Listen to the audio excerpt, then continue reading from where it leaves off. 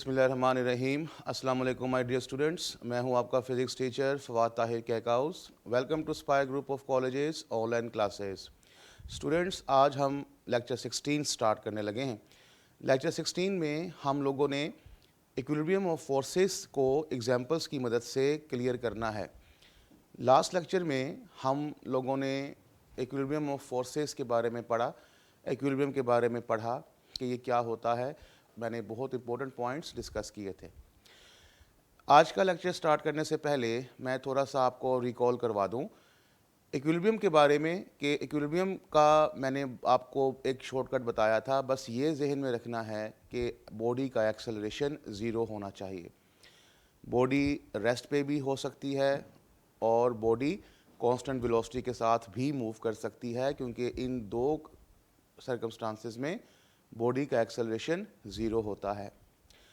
फिर हम लोगों ने इक्विलिब्रियम ऑफ फोर्सेस के बारे में पढ़ा और उसका एक रिज़ल्ट आपको मैंने याद करने का तरीका सिखाया था।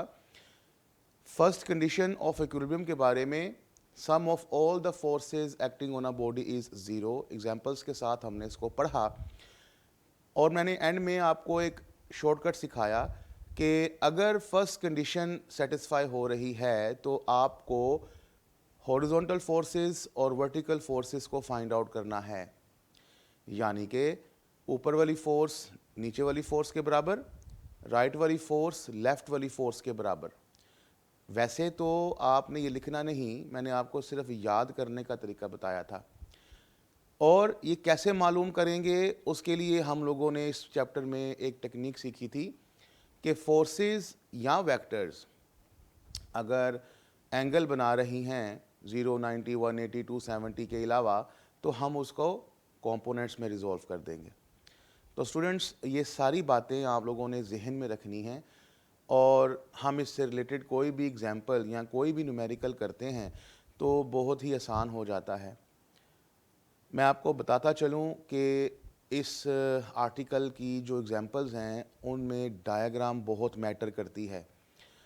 अगर आप डायग्राम को कम्प्लीटली अंडरस्टैंड कर लें और आपको पता हो कि करना क्या है, तो आपके लिए ये नहायत ही आसान हो जाता है। आइए हम चंद एग्जांपल्स और न्यूमेरिकल्स देखते हैं इक्विलिब्रियम ऑफ फोर्सेस के बारे में। हमारी एग्जांपल बुक की है 2.7। A load is suspended by two cords as shown in the diagram। दो कॉर्ड्स की मदद से, यानी कि दो स्ट्रिंग्स की मदद से, दो रस्सियों की मदद से हमने एक लोड को सस्पेंड किया है। Determine the maximum load that can be suspended at point P. आपने वो जो लोड सस्पेंड किया है उसका वज़न फाइंड करना है अगर कोड की मैक्सिमम ब्रेकिंग स्ट्रेस 50 न्यूटन की हो। बेटा, मैक्सिमम ब्रेकिंग स्ट्रेस से मुराद है maximum tension in the code, यानी कि ब्रेकिंग स्ट्रेस को टेंशन कहते हैं और टेंशन मैक्सिमम की बात कर रहा है। ये बड़ा इंपॉर्टेंट पॉइंट है। वो आपसे कहना चाह रहा है कि अगर मैक्सिमम ब्रेकिंग स्ट्रेस हो इतनी तो ये कीवर्ड है। इसको अभी हम इसमें देखते हैं कि कैसे इस्तेमाल करना है। आइए डायग्राम देखते हैं जो वो हमें दिया है उसने। डायग्राम में आप देख रहे हैं कि हमारे पास दो कोड्स हैं। एक कोड ये है, एक कोड ये है। 1 की टेंशन T1 मैंने कंसिडर की है, 2 की टेंशन T2 है और दोनों कोड्स हॉरिजॉन्टल सरफेस के साथ 60 डिग्री और 20 डिग्री का एंगल बना रही हैं। पॉइंट P पर आप देख रहे हैं कि वेट W उसने हैंग किया है और यही वेट वो आपसे कह रहा है कि बताएं कि ये वेट कितना है। यही वेट हमको फाइंड करना है। तो स्टूडेंट्स, इसका देख लेते हैं कि डाटा उसने क्या दिया है। डाटा में उसने हमें मैक्सिमम ब्रेकिंग स्ट्रेस फोर्स के बारे में बताया है। मैक्सिमम ब्रेकिंग स्ट्रेस बेटा टेंशन है and tension is the force, तो मैंने इसको F लिख दिया। उसने 50 न्यूटन दी है। फाइंड करने के लिए वो आपसे कह रहा है कि W मैक्सिमम लोड बताएं कितना है। तो आइए इसका सलूशन हम लोग देखते हैं। स्टूडेंट्स, मैंने अभी आपको पहले बताया और बार बार पहले आपके साथ डिस्कस किया कि हम जब भी वेक्टर्स में आ जाएंगे तो हम उधर वेक्टर्स को रेक्टेंगुलर कंपोनेंट्स में रिजॉल्व करेंगे। यानी कि हम इसको वेक्टोरियली रिप्रेजेंट करेंगे, जिसके लिए हमें गिवन डायग्राम की वेक्टर डायग्राम बनाना पड़ेगी। तो ये एक पॉइंट पहला ज़हन में रखिएगा कि इक्विलिब्रियम के न्यूमेरिकल्स को सॉल्व करते हुए आपको वेक्टर डायग्राम लाजमी बनानी है। तो ये देखिए बेटा, मैं जब इसकी वेक्टर डायग्राम बनाता हूँ तो वो कुछ इस तरह से बनती है।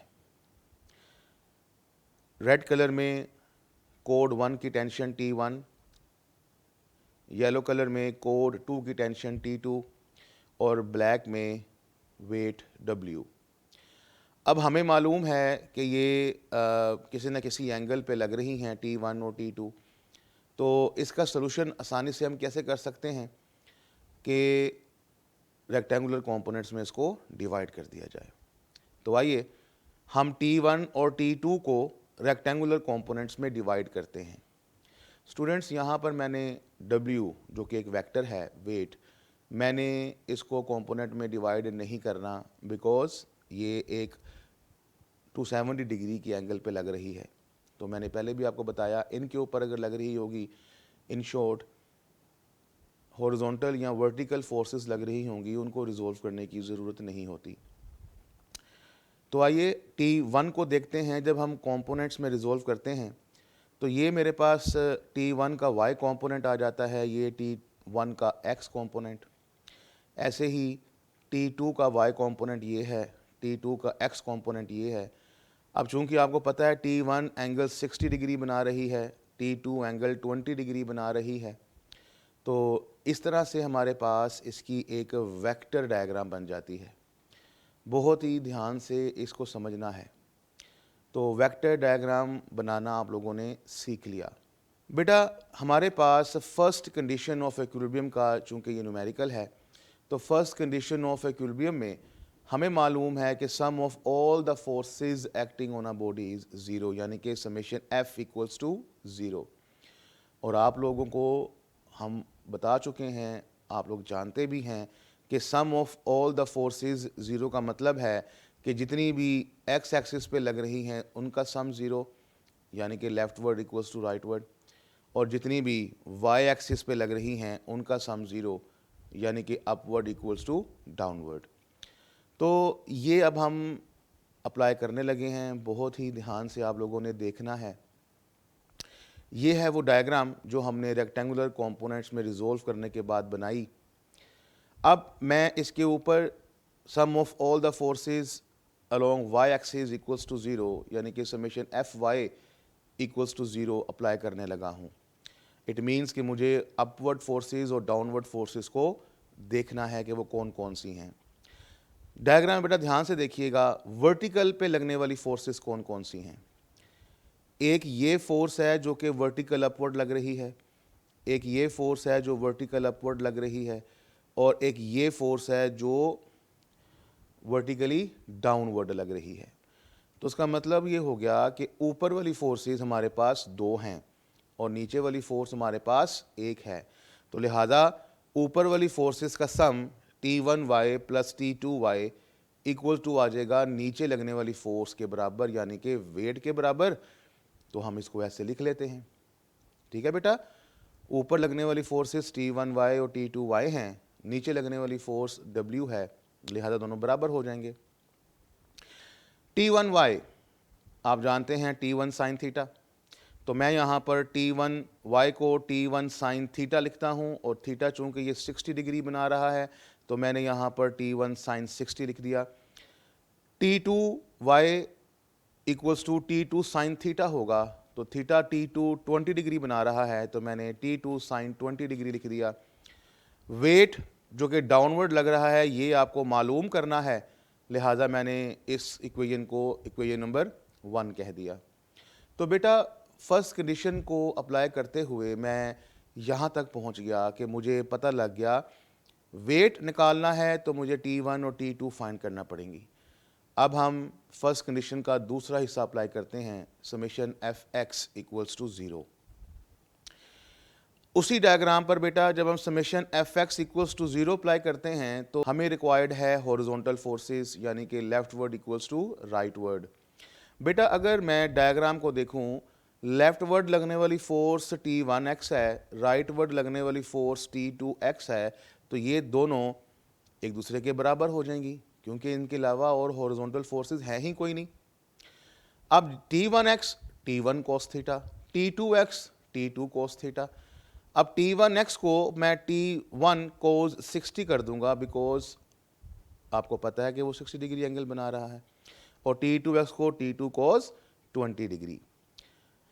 मैं जब कैलकुलेटर से इनको सोल्व करता हूं मुझे मालूम पड़ता है कि T1 equals to T2 into 1.86 आता है। इस इक्वेशन को स्टूडेंट्स अगर आप गौर से देखें तो ये आपको एक बात बताती है जो कि उसने स्टेटमेंट में बताई थी। ये इक्वेशन हमें बताती है कि T1 T2 से बड़ी है, यानी कि अगर हम T2 को 1.86 से मल्टीप्लाई करते हैं तो T1 आती है। तो बेटा आपको सवाल दोबारा देखना है। सवाल में वो आपसे क्या कह रहा था, if the maximum breaking stress, actually ये T1 और T2 दोनों ब्रेकिंग स्ट्रेस ही है ना, कोड 1 और कोड 2 की टेंशन्स है ना। तो उसने आपको सवाल में क्या कहा था कि मैक्सिमम स्ट्रेस अगर 50 न्यूटन की हुई तो मैक्सिमम स्ट्रेस से मुराद कि दोनों में से कोई सी एक बड़ी है। तो ये इक्वेशन हमें क्या बताती है, ये इक्वेशन हमें बताती है कि T1 बड़ी है T2 से, लिहाजा वो जो मैक्सिमम ब्रेकिंग स्ट्रेस है वो फिर इनमें से कौन सी हुई, T1। तो लिहाजा T1 हमारे पास मैक्सिमम स्ट्रेस है जिसकी वैल्यू उसने हमको बताई हुई है 50 न्यूटन, और ये गिवन है। अब बेटा T1 तो आपको मालूम हो गया कि वो सवाल में ही दी हुई थी। अब ये वाली वैल्यू को जो 50 न्यूटन है इसको हम यहाँ पर पुट करेंगे, और पुट करने के बाद T2 कैलकुलेट कर लेंगे। अब बेटा मैं T1 की वैल्यू को पुट करता हूँ और सोल्व करके T2 फाइंड करता हूँ। मेरे पास T2 की वैल्यू 26.6 न्यूटन आ जाती है। यूँ मुझे वेट मालूम करने के लिए T1 और T2 चाहिए थे, वो दोनों मैंने फाइंड कर लिए। अब मैं उस इक्वेशन के अंदर T1 और T2 की वैल्यूज़ को इंसर्ट करने लगा हूँ। तो T1 और T2 की वैल्यू को जब मैं पुट करूँगा मेरे पास इक्वेशन कुछ इस तरह से आ जाएगी। मैथमेटिकली इसको सोल्व करता जाऊँगा तो मेरे पास वेट का आंसर 52 न्यूटन आ जाएगा। इसका मतलब ये हुआ कि अगर हमारे पास पॉइंट P के ऊपर लोड को हैंग किया जाए तो फिर उसका वज़न 52 न्यूटन होगा अगर मैक्सिमम स्ट्रेस कोट की 50 न्यूटन हुई तो। स्टूडेंट्स, इस न्यूमेरिकल को आपने देखा, देखने में ये न्यूमेरिकल बड़ा ही मुश्किल था, ख़तरनाक सा लग रहा था, लेकिन अगर आपने आर्टिकल को ध्यान से पढ़ा हुआ है और आपको मालूम है कि ये न्यूमेरिकल किस तरह से सोल्व होना है तो आप लोग इसको बड़े ही आसानी से इंटरेस्टिंग तरीके से, तो आप इसको बड़े ही आसान तरीके से सोल्व कर सकते हैं। बात सिर्फ समझने की है। जो चीज़ आपको सिखाई जा रही है उसको सीखें, उसको फॉलो करें। हम लोगों ने जिस तरह से इस न्यूमेरिकल को देखा और जो तरीका आपको सिखाया गया, जो तरीका आपको टीचर ने बताया उसको आपने फॉलो किया और आपने देखा कितनी आसानी से ये न्यूमेरिकल सॉल्व हो गया। बेटा इसका सलूशन लेंथी नहीं होता, सिर्फ डायग्राम को समझने में देर लगती है।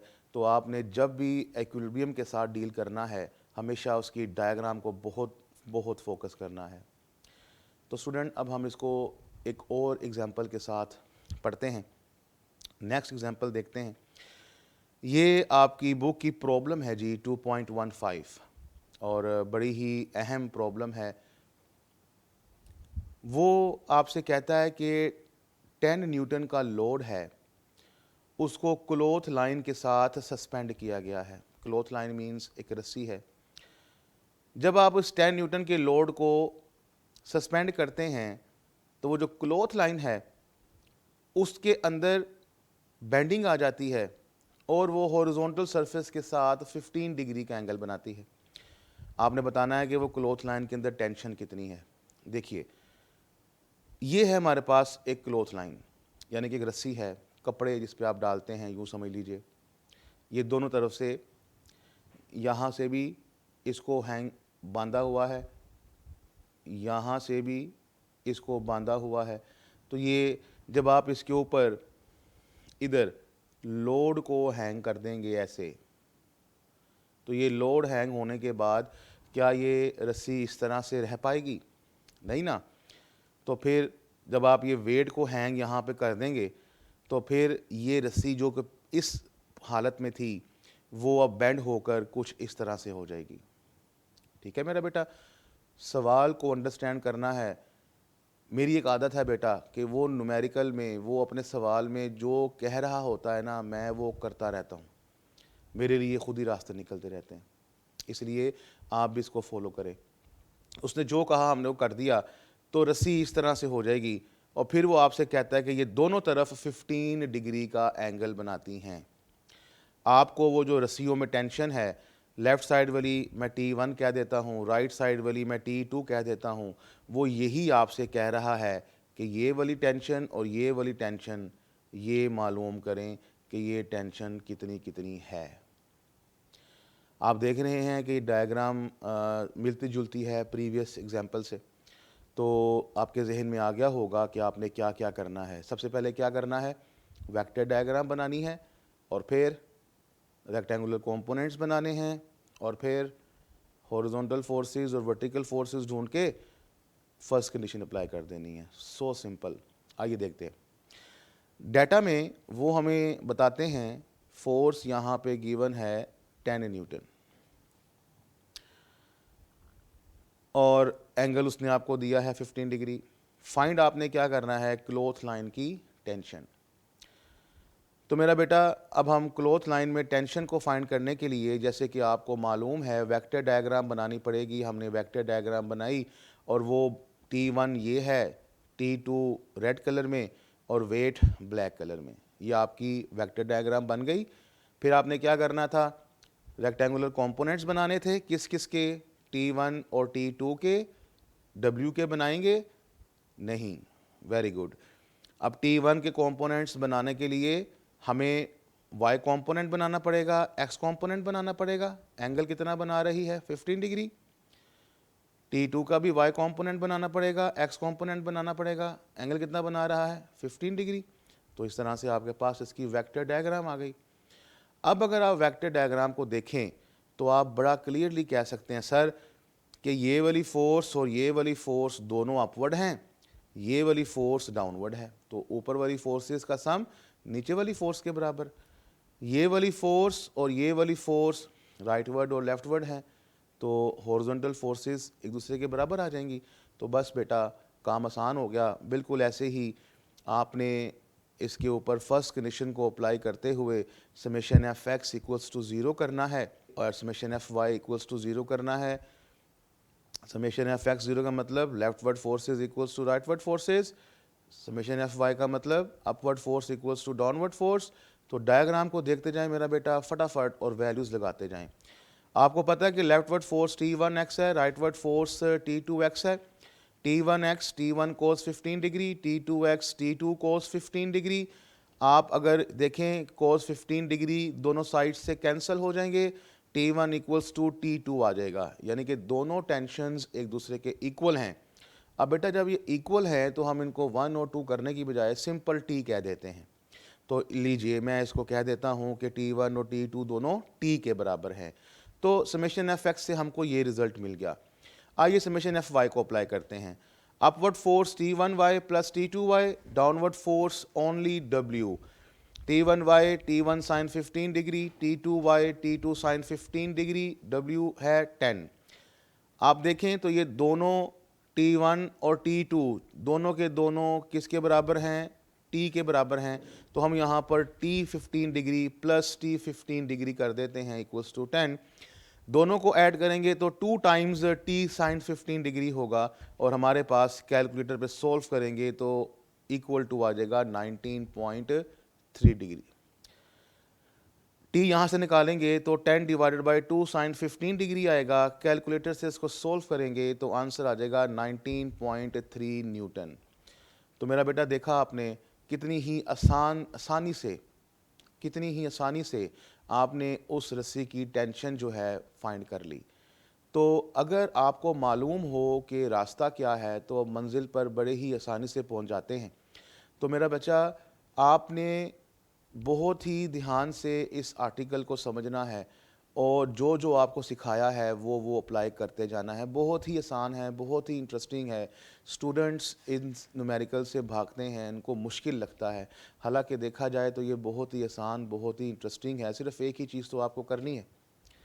तो रिज़ल्ट हमारे पास आ गया, tension the cloth line is 19.3 Newton. तो ये दो एग्जाम्पल से मेरा बेटा आप लोगों ने सीखा कि किस तरह से इक्विलिब्रियम ऑफ फोर्सेस को अप्लाई किया जाता है। अब हम आज की लास्ट प्रॉब्लम देखते हैं। ये आपके पास बुक की एक्सरसाइज के अंदर प्रॉब्लम नंबर 2.18 है, लास्ट प्रॉब्लम है किताब के अंदर। बिल्कुल इसी की तरह है, आपको जो सिखाया है बस वही करना है, भूलना नहीं। वेक्टर डायग्राम एंड देन बाद में कंपोनेंट्स को रिजोल्व करना है।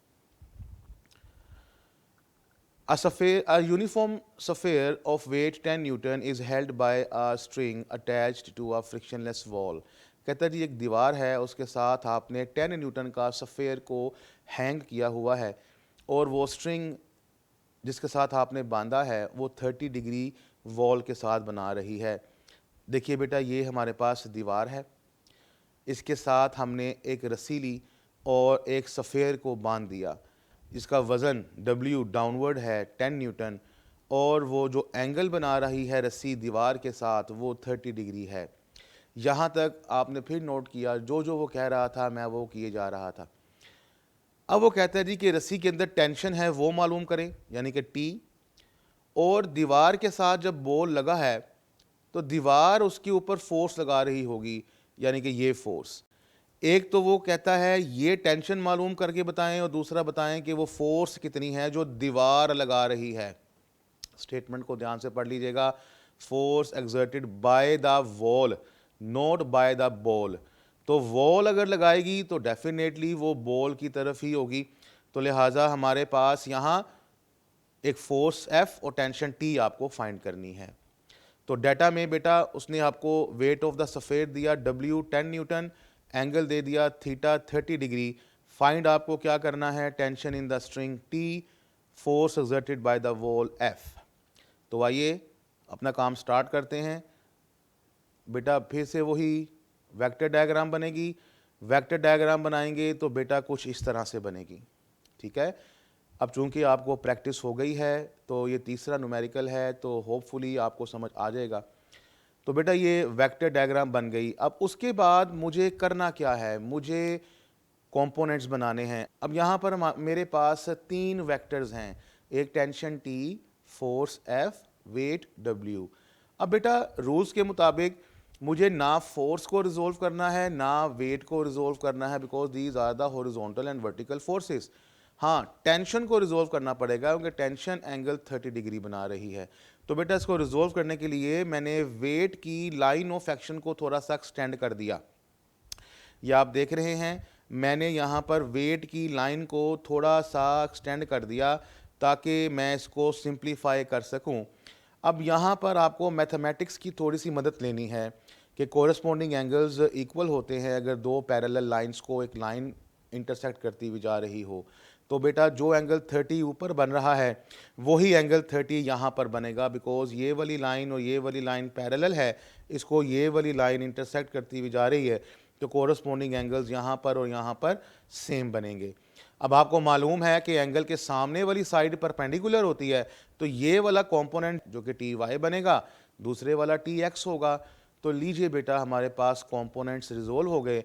अब देखिएगा इसका कमाल, ये वाली फोर्स और ये वाली फोर्स ये हॉरिजॉन्टल हैं, ये वाली फोर्स और ये वाली फोर्स ये वर्टिकल हैं। तो देखें आपको आपका रास्ता मिल गया।